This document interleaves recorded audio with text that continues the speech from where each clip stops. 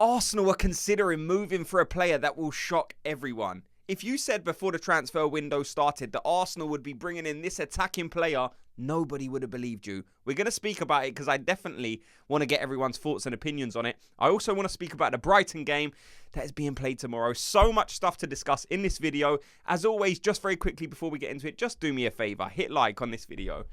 So the first place I want to start, I'm sure you guys have seen it. Like I said, this would have been a massive shock to everyone. Raheem Sterling to Arsenal. What's your thoughts on it? We heard these rumours about a week ago, and the consensus was this is just chancers just putting stories out there because they're kind of putting two and two together. But now we're actually having confirmation that behind the scenes, Arsenal are discussing the possibility of bringing in Raheem Sterling from Chelsea. People, if you don't want this deal, let me know. But Fabrizio Romano has said Arsenal are discussing internally about Raheem Sterling as the opportunity has been offered again this morning. Chelsea want to find a solution for Raheem as he won't be included in their squad again if he stays, Maresca said. Sterling's assessing his options and will decide soon. Like I said, let me know your thoughts on that. My initial thought, like if someone offered this to me a week ago, I'd say, I don't want Raheem Sterling. What are you talking about? But the closer we get to the end of the transfer window, my opinion is, if this is the only guy we can go for, then do it. Now, there does have to be a couple of circumstances that happen, like for me to accept this deal. Like, I'm not paying a fee for Raheem Sterling. It kind of needs to be a similar situation to what Aubameyang was with Arsenal. Like, Raheem doesn't probably want to be at Chelsea. Chelsea obviously don't want Raheem.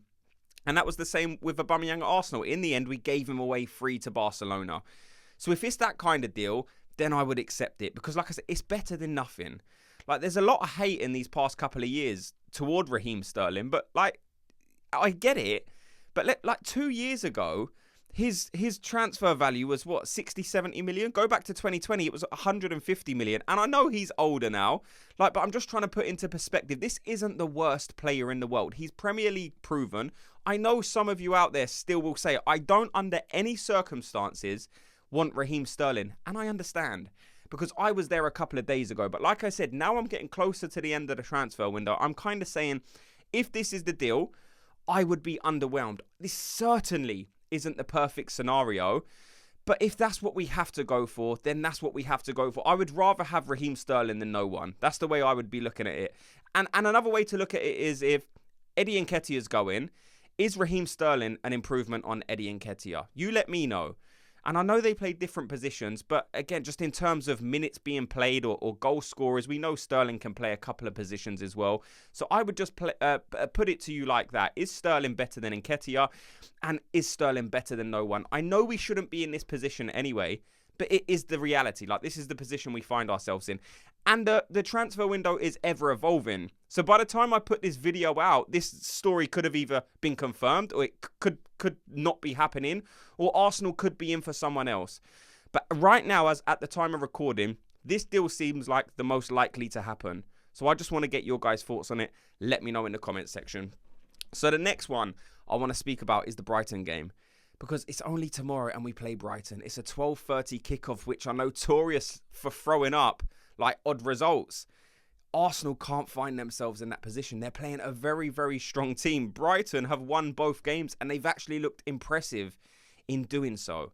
They beat Everton 3-0. They beat United 2-1. And there's things about this team and the way that they operate that could definitely cause Arsenal problems. Their wingers I'm looking at in particular and saying the way they play, like the way they get wide and then cross the ball into the box and sometimes play them cutbacks, which is something we see at Arsenal, by the way.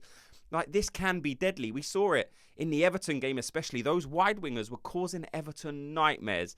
Odegaard, the player is very, very good. Arsenal have obviously been linked with him. I would love to have him at Arsenal. But that's something we need to keep an eye on. He likes to operate on that right-hand side sometimes. And that's, you know, like, who's going to play there defensively? Because of that reason, I don't think we can play Zinchenko in this game. I think we would be very, very... It would be dangerous to play Zinchenko because we know what he offers going forward. But defensively, those Brighton wingers would make me think, oh, Zinchenko's going to have a run around. So for that reason, I think it's going to be Calafiori or Timber. Let me know your thoughts on it. We always, before games, have this discussion about the left back and the left winger. The first conversation I want to have is who plays left back for Arsenal. Will it be Timber again? Or will it maybe be Calafiori, who we saw come on in the last game and actually produced a good performance? Like, he looked very, very strong. That's probably the one I would go for. I don't think it's going to be that. I think we will see Timber there. I think last game Timber done okay. I think there were mistakes in there. I think he will eradicate those as the season progresses. He hasn't played much football last season. So he's bound to be rusty. There's bound to be a few misplaced passes. But against a team like Brighton, I just don't think we can afford to do that. I think we need a player who's already up to speed, who's ready to come in and really put on a clinical performance. And I think Calafiori, it will be closer to that, in my opinion. Let me know your guys' thoughts. Who would you play at left back? Will it be Calafiori or Timber? Like I said, yeah, the wingers are really good. I think defensively, though, Brighton, I look at that as an area where I think Arsenal can really have some success in the final third. I don't think Brighton are the strongest team defensively. I think they have an okay keeper. I think we saw in the last previous couple of games, he can pull out some good saves. But it's just an area I look at with Odegaard operating, with Trossard or Martinelli or Saka and Havertz dropping in deep and then making them plays as well. I do think that's an area where Brighton probably aren't as strong as some of the top teams. I think in terms of going forward, Brighton are probably nearly up there with most teams. But I think defensively, that's probably why they can't get themselves in a better position up in Europe. So that's an area I would be looking at and saying I expect Saka to have a good game. I expect Trossard or Martinelli and Havertz to certainly find pockets of space in this game and really punish Brighton. That's the way I would be looking at it. So what do Arsenal need to do to win this game? Like I said, I think we need to get at that defence as quickly as we can. We can't afford to start the game like we did against Aston Villa. I think against Aston Villa, a lot of us were hoping Arsenal come out and really imprint our style of play on the game very quickly. I don't think we really saw that. I think Aston Villa were very, very strong. I think Arsenal need to not have a different game plan. And I'm sure Arteta will, because he does approach every game differently. But I think we need to really try and get at them, stick it on them a bit. We are at home.